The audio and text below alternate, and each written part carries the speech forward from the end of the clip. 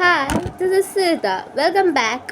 അപ്പോൾ ഇന്ന് എനിക്കൊരു ബൊക്കെ കിട്ടി കേട്ടോ. പക്ഷെ അത് എവിടെ വെക്കണം നോക്കിയപ്പോൾ എനിക്ക് വെക്കാനൊന്നുമില്ല. സോ ഞാൻ വിചാരിച്ചു ഒരു വേസ് ഉണ്ടാക്കിയേക്കാന്ന്. എൻ്റെ കയ്യിൽ ഒരു ചോക്കോപ്പായുടെ പെട്ടി ഇരിക്കണ്ടായിരുന്നു. അല്ലെങ്കിൽ ഒരു സോപ്പ് പെട്ടിയായാലും മതി ഇത് ചെയ്യാൻ. വലിയ പാടൊന്നും ഇല്ല ഇത് ചെയ്യാനായിട്ട്. എൻ്റെ കയ്യിൽ പിന്നെ ഡെയറി മിൽക്കിൻ്റെ അല്ലാതെ കുറച്ച് മിഠായികളുടെ കുറച്ച് കവറുകളും ഉണ്ടായിരുന്നു. അപ്പം ഇതിന് സിമ്പിളായിട്ട് ഉണ്ടാക്കാൻ വേണ്ടിയാണ്. എൻ്റെ ഇത് മാത്രമേ ഉണ്ടായിരുന്നുള്ളൂ. എനിക്ക് തോന്നി കുറച്ച് എസ്തെറ്റിക്കും റോയലും ഒക്കെ ആക്കണമെന്ന്. സോ ഇത് വെച്ചിട്ട് എന്ത് ചെയ്യാൻ പറ്റുമോ അതായിരിക്കും ഞാൻ ചെയ്യാൻ പോകുന്നത്.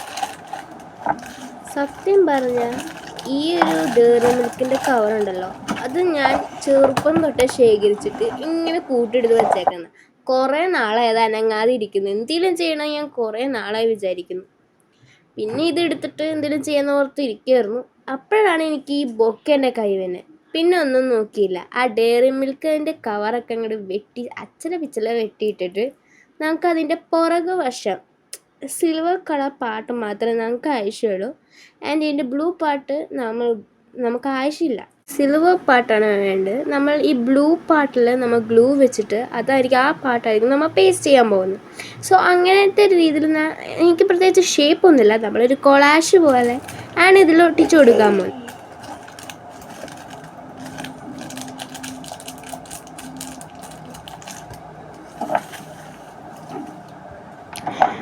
നമുക്ക് ഇനി എന്താ ചെയ്യുന്നതെന്ന് വെച്ചാൽ, നമ്മുടെ ചോക്കോപ്പയുടെ അല്ലെങ്കിൽ നമ്മുടെ സോപ്പ് പെട്ടി ആയിരിക്കുമല്ലോ എടുക്കുന്നത്. സോ ആ ഒരു പെട്ടി എടുത്തിട്ട് അതിൻ്റെ ഓപ്പണിംഗ് പാർട്ട് അത് നമുക്ക് മുറിച്ച് കളയണം. നോർമലി അത് യൂസ് ചെയ്യൊന്നും ചെയ്യാറില്ല. സോ നമുക്കത് മുറിച്ച് കളയാം.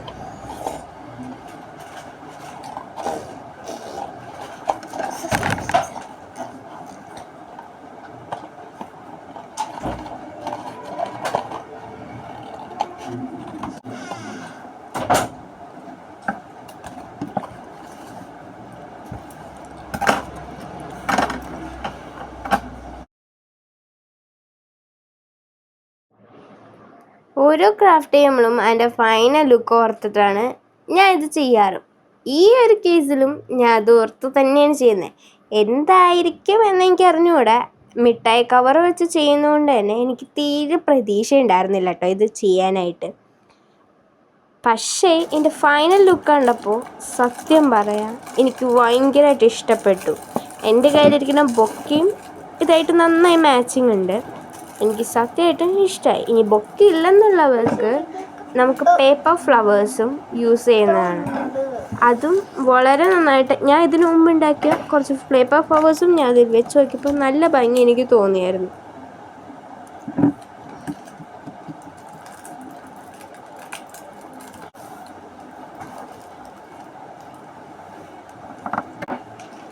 അപ്പം ഇതാണ് കേട്ടോ നമ്മുടെ ഫൈനൽ ലുക്ക്. ഇഷ്ടപ്പെട്ട കമൻറ്റ് ചെയ്യാൻ മറക്കല്ലേ.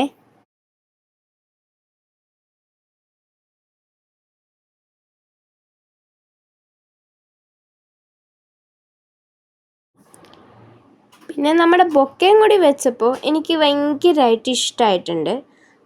നല്ല രസമുണ്ട് കാണാനായിട്ട്. അപ്പോൾ നിങ്ങൾക്ക് എന്താണെന്ന് തോന്നുന്നതും കൂടി നിങ്ങൾ കമൻറ്റ് ചെയ്യാൻ മറക്കരുത്.